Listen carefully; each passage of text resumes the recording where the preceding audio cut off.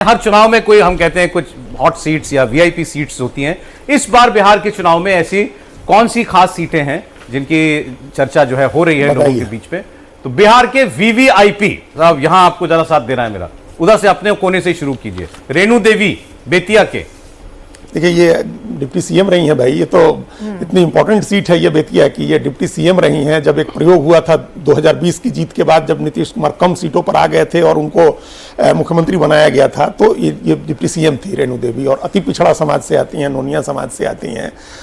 और लेकिन इनके साथ समस्या एक वहाँ ये इनकी बड़ी आसान हो गई थी सीट, जो क्योंकि मुस्लिम उम्मीदवार है आरजेडी का, तो ये सीट इनकी आसानी से निकल जाती। एमपी भी वहाँ के संजय जायसवाल हैं, बड़े नेता हैं, लेकिन वहां एक निर्दलीय उम्मीदवार खड़े हो गए हैं, वैश्य समाज के हैं, सिकारिया नाम है उनका, तो वो उनकी वजह से इनको थोड़ी परेशानी हो रही है। लेकिन अंत में लोगों ने कहा कि भाई किसी तरह से इनकी सीट निकल जाएगी, तो निकल जानी चाहिए बहुत। लेकिन सौरभ ये मुश्किल वाली सीट है। सिकारिया की जो पत्नी है, पिछली बार मेयर बनी थी, तो पूरे बिहार में हाईएस्ट वोट उनको मिला हुआ था।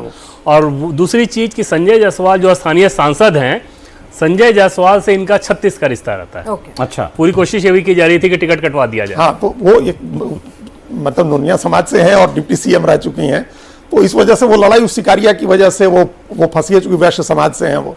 जोकीहाट का सीट, जोकीहाट में हमने तो हम लोगों ने डिस्कस किया, दोनों भाई हैं। दोनों भाई हैं, हाँ दोनों भाई हैं, और छोटे भाई हैं ये आरजेडी वाले शाहनवाज आलम, तो और जन स्वराज से लड़ रहे हैं बड़े भाई सरफराज आलम। इनकी स्थिति जो शाहनवाज आलम है, इस बार बता रहे हैं लोग कि इनकी स्थिति अच्छी है, वहां छोटे भाई के प्रति थोड़ी सहानुभूति है, तो ये वहां स्थिति दिख रही है। लेकिन ये जेएसपी अगर कोई एक सीट अपनी जीतने की सोच सकती है, जो हम देख रहे हैं तमाम सर्वेज में कि एक जीत सकते हैं, दो जीत सकते हैं, तो उसमें एक सीट जोकीहाट की। अमिताभ जी ने कितनी सीटें दी हैं जन स्वराज को?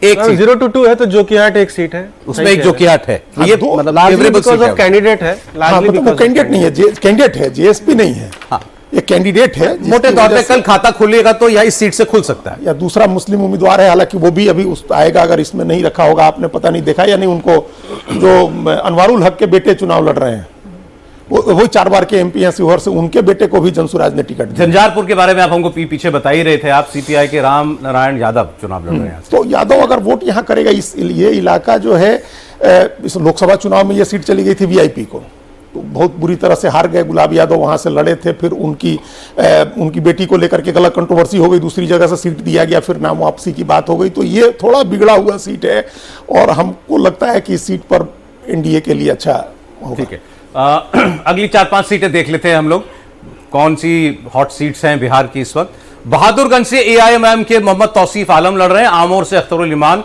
जो उनके प्रदेश अध्यक्ष हैं वो लड़ रहे हैं, बनमनखी से बीजेपी के कृष्ण कुमार ऋषि लड़ रहे हैं, रुपौली से बीमा भारती लड़ रही हैं आरजेडी से। रुपौली से ये दो सीटें इसमें हाईलाइट है, बाकी तो ठीक है, नॉर्मल सीट है आपकी। रुपौली सीट जो है, ये पहले जेडीयू की एमएलए थी। अच्छा। और इन्होंने जब पिछली बार नीतीश कुमार उधर गए एनडीए के साथ, तो इनको लेकर के बड़ी परेशानी हुई, ये इधर उधर जाने की बात इनकी होने लगी, तो पुलिस स्कॉट में इनको पकड़ के ले आया गया, इनके बेटे को थाने में बिठाया गया। बहुमत साबित करने के समय ये जब दोबारा आए, अभी 24 में नीतीश कुमार आए था, उसके बाद इन्होंने पाला बदल दिया, ये छोड़ करके चली गई, आरजेडी में चली गई। हाँ, और फिर बाई इलेक्शन हुआ इनकी सीट पर, और उस बाई इलेक्शन में ये आरजेडी की टिकट से लड़ी थी रुपौली सीट पर, और कलाधर मंडल को जेडीयू ने लड़ाया था, और निर्दलीय शंकर सिंह लड़े थे, जो निर्दलीय जीत गए थे। शंकर सिंह ये भी हार गई थी, जेडीयू भी हार गई थी।